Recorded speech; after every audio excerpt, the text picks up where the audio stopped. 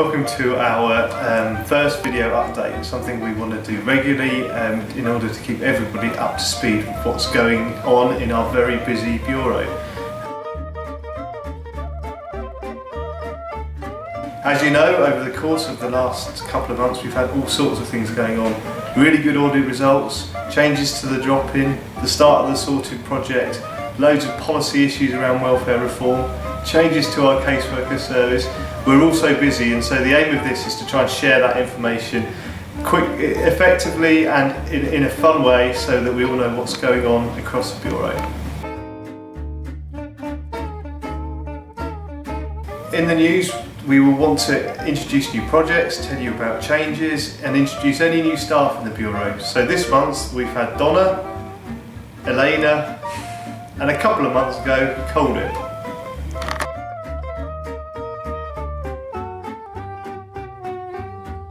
From April the 1st, it's really important we start using the new social policy code so we can record welfare reform impact on our clients and any welfare benefit losses they're experiencing. Please see the social policy and notice board for the new codes or check your emails.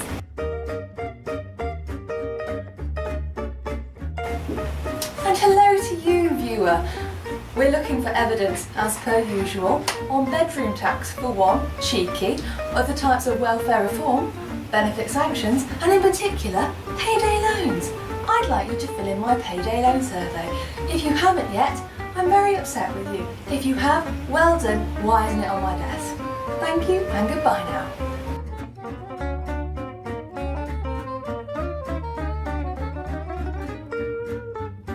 My name is Craig Davenport. I've just started here as a volunteer coach on this sorted project at the Coventry Citizen Advice Bureau. I interviewed my first client yesterday with supervision from Amy Rugg, and we basically established what the client needed.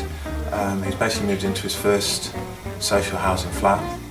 He didn't have a bank account, he didn't know which bills he was supposed to be paying.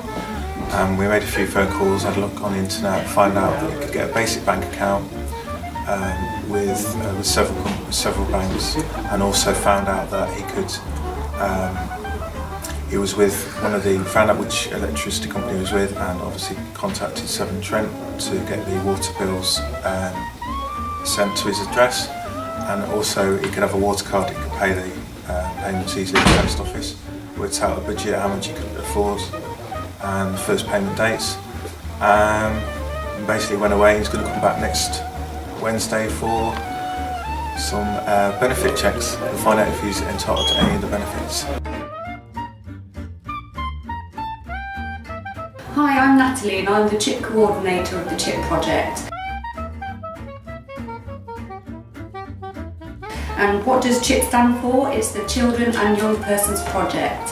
And what we do, we're funded by many organisations in the city, such as schools, children's centres, youth offenders service, looked after children, and we also have other organisations coming on board, such as sensory support and special educational need children and special educational schools.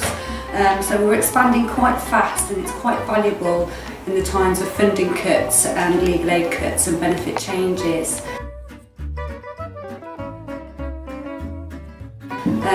We currently have 5 more schools joining the project, such as Tiverton Primary School and Alice Stevens Special School, and they've just currently gone through the training programme and to be able to launch the information service in September.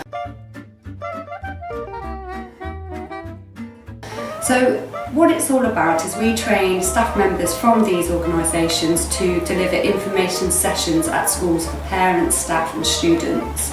If that information session isn't enough for the parent, staff or student and they need further help or specialist help, they can then be referred to the Bureau where they'll be given a caseworker appointment.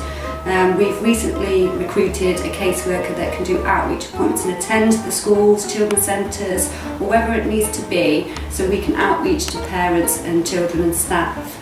And we've found that many people that have come through the project haven't accessed advice services before because they either work and they have children or health issues that prevents them from accessing advice services in Coventry.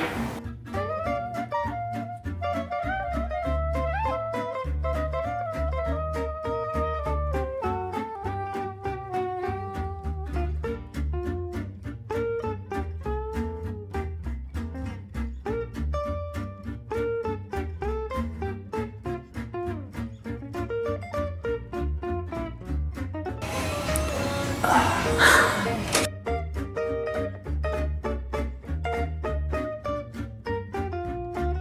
other bit of news is to do with the new electronic case recording system, Petra. We've had a reprieve, it's been put back to the 17th of June now, so that's our go live date. Paid staff within the Bureau have been trained by Citizens Advice, and I'm going through training with all of our volunteers, whatever role people are in. We're training in small groups in the training room, and the idea is that you'll have some chance to practice between the training period and the go live date with a guide to work your way through. And yes, more on Petra next time.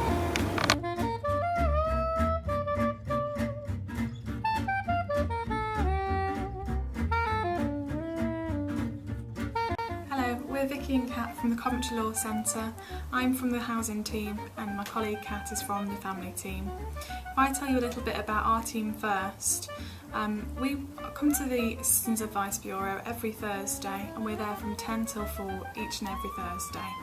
We are looking for cases that are either in scope for legal aid or that we can use our council funding money for. We're looking to fill the slots on Thursdays with people who are eligible for legal aid. However, we do have capacity to take on some people who are not eligible for legal aid under our funding contract.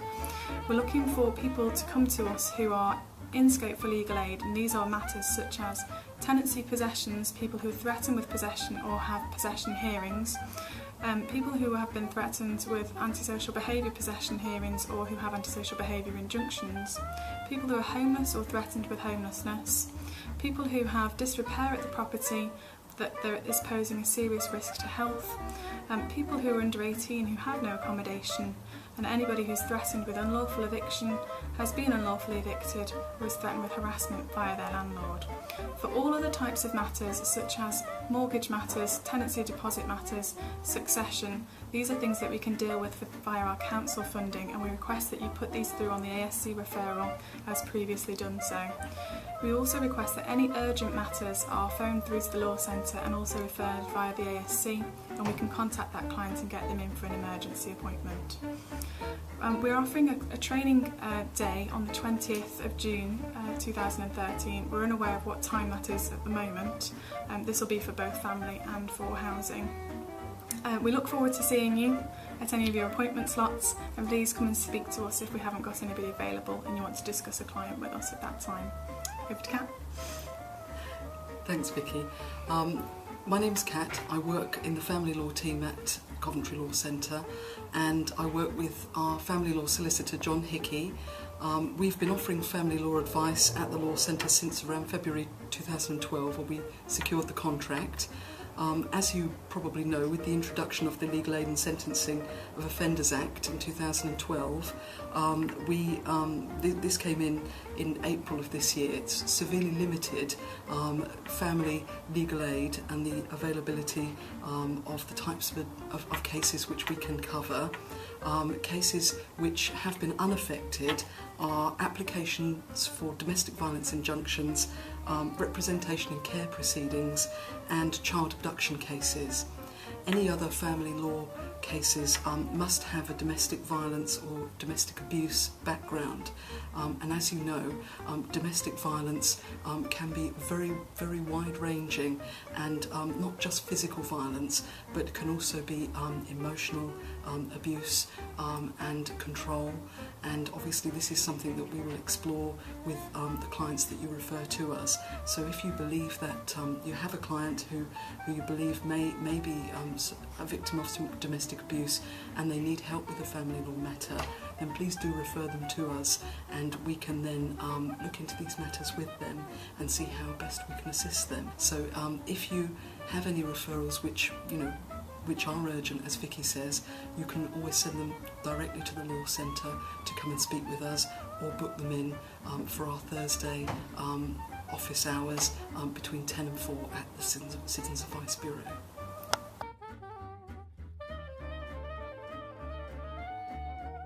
As you know, Coventry City Council have implemented a new community support grant scheme.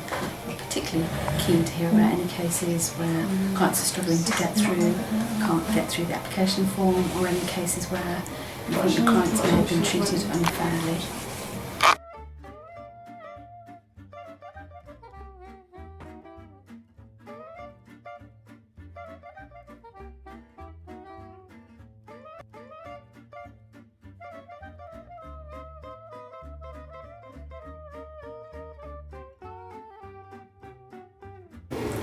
Dave, what's good about being on the BDF panel?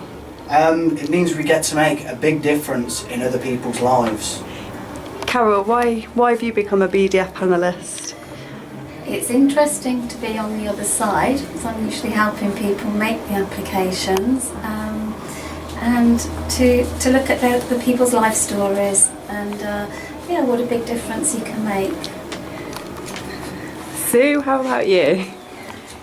As a non-advisor, it's nice to be able to assist a client without going through the advice route and helping them to change their lives and making a big difference. Manjit, why is it rewarding to be on the BDF panel? Because we get Jaffa cakes. I'm Nicole, I was the LC Welfare Benefits Casework Supervisor, but my role has changed. And I'm now going to be carrying on with welfare benefits, but with a team of part-time paid staff and volunteers doing very similar work. I've yet to start that, and it will probably come to fruition in the next 2 or 3 months. If you've got information and news you want to share, then email the team.